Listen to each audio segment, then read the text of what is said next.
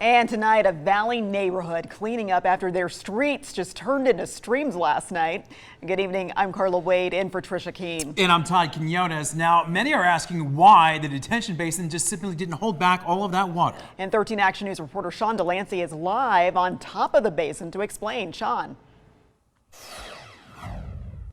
Todd, Carla, water is still flowing out of this drainage pipe hours after the rain came down. Now, that is the source of all those floodwaters, but back up here on the basin, you can see this is the massive basin wall that is still holding back thousands of gallons back. All the way that direction is 48 square miles of watershed, all draining down to this point. A river in the street coming from the Upper Duck Creek Detention Basin a half-mile away. Despite the flash flood, Flood Control District GM Stephen Parrish says the basin did its job. It actually captured all the water coming out of the mountains just like it's supposed to, but that water has to drain out. That drainage followed a natural wash towards Fort Apache, but it was too strong for the earthen berm to divert into a nearby drain. Down here right by the road, there was just a minor berm that was built and it just got eroded out. The National Weather Service says it was straight up inundation. Meteorologist Todd Laricos says the monsoon dropped more than an inch of rain in less than an hour. Essentially, all the water that fell here got funneled into one point. All of it into a 48 square mile bowl that could only drain towards the city. Everybody needs to kind of realize the valley slopes from west to east down towards Lake Mead, and so anytime you get rain in the valley, all the water is going to generally flow there. Parrish says more work is needed to keep this section of Fort Apache from getting hit again. We need to connect the detention basin to the pipes down here, and then it'll all stay underground when that happens. Parrish says that they have not done any work to connect this basin to those drain pipes because, as you can see, there hasn't been a lot of development in this area of the valley. He did not say when they would likely begin that work. Sean Delancey, 13 Action News. All right, thank you, Sean.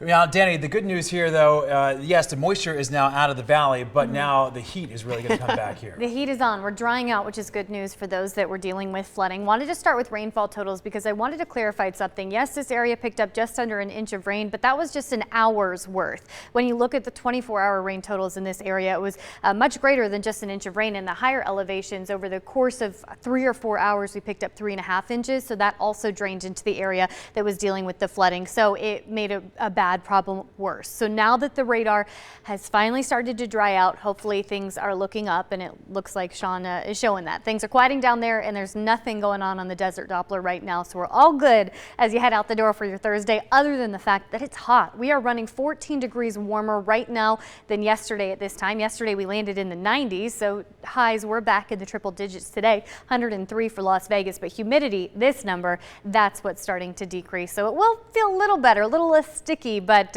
still definitely hot. As we head into tonight, dry air takes over. That clears our skies out. We do expect clear and quiet conditions overnight into tomorrow morning, and then the warming trend continues. Highs back above average tomorrow through the weekend. I'll have that forecast for you coming up in just a few minutes. Danny, thank you. And remember that we are your first alert weather station, so you could download the free KTNV app to learn what the weather will be like in your neighborhood. The app features interactive radar and current weather conditions. Las Vegas Mayor Carolyn Goodman's home right near Rancho and Oakey was burglarized yesterday afternoon. Police say that no one was hurt and no arrests have been made. The mayor releasing a statement today saying that she is thankful none of their true treasures were taken. Well, a Las Vegas teenager has spent years now battling a rare medical disorder. Now he's fighting a second battle against the medical system. And 13 Chief Investigator Darcy Spears shows how hard it is to find solutions to this daunting situation. So bad, no. It's normal to see a teenage boy playing video games, but for 17-year-old Kendall Kilman, the virtual world is. There we go, that's a good chunk. His world. There's not much else he can safely do. Kendall suffers Just imagine pushing on a bruise. from Ehlers-Danlos syndrome, or EDS, which means he lives with chronic pain. I wake up every day and it feels like I got hit by a bus, or like I'm recovering from a horrific car accident. He started complaining of leg pain when he was just 6. By the 8th grade, Kendall was forced to leave school because his legs were giving out and he was prone to falls. And it was very painful to walk through the halls when everybody else was there, trying to get to their class. He misses school. In fact, he misses a lot of everyday things most teenagers do without even thinking about it. Walking, showering, being able to fix your own food. And being able to hang out with friends. Horrible social life because of this. Social life still matters to Kendall, but his mom is worried about real life too. It's just been one hurdle after another. So this is my office. Navigating the medical system is like a full-time job. We have to jump through all the hoops like circus bears. The first obstacle was getting a diagnosis. In May of 2009, he was diagnosed with a mild form of scoliosis. In 2012, we checked for Lyme's, juvenile arthritis, Crohn's testing. 2013, we're dealing with more chronic pain, leg weakening. He gets diagnosed with fibromyalgia. 2014, he starts experiencing tremors and his insomnia worsens.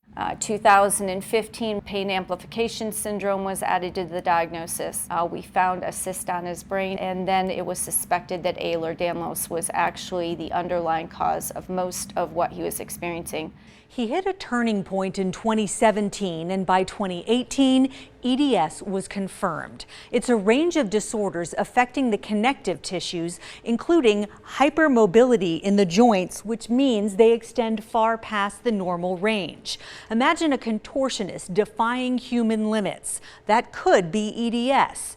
And while it might look superhero cool for some, for others it means extreme pain and unstable joints that dislocate easily.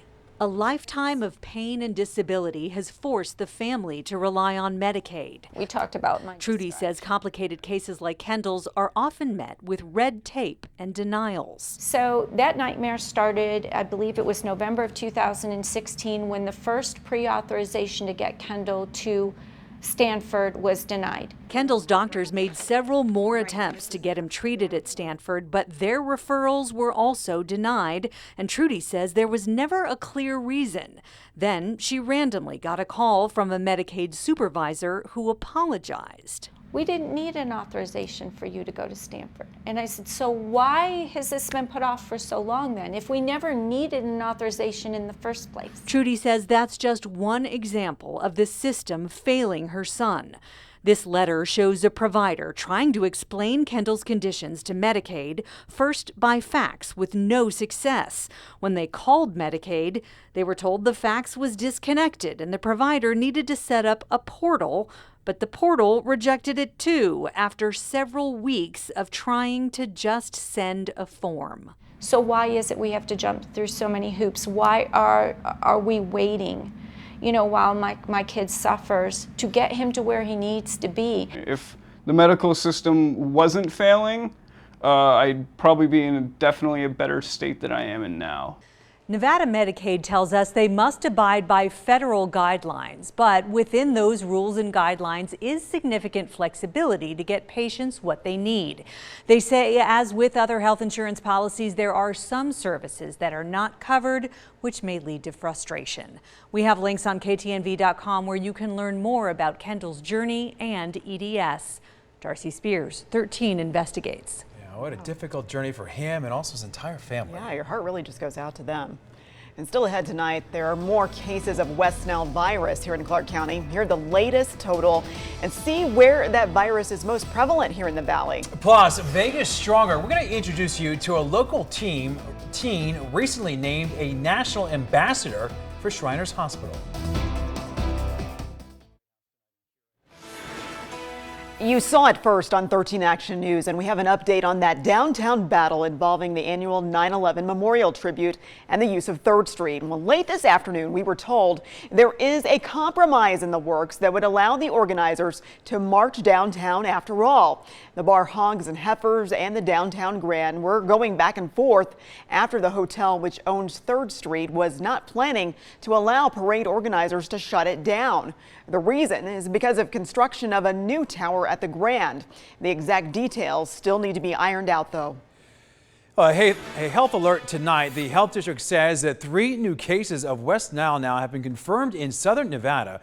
Well, they released a list of zip codes where West Nile virus positive mosquitoes have been found. Now, those are the areas there in red you see on this map. It covers, as you can see, a lot of the valley. The total number of cases this year is now at 11. Last year, there were no cases of West Nile in southern Nevada.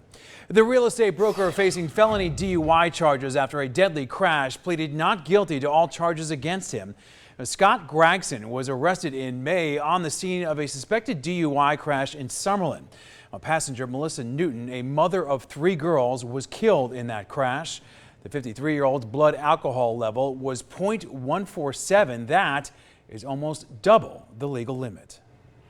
At 18 years old, Christian Gray has been through 12 major surgeries himself, and he's become an advocate for children that are dealing with similar health challenges. And 13 Action News anchor Jackie Kosick now introduces you to the local teen who was recently named as a national ambassador for Shriners Hospital. It also earned him the title of Vegas Stronger Champion.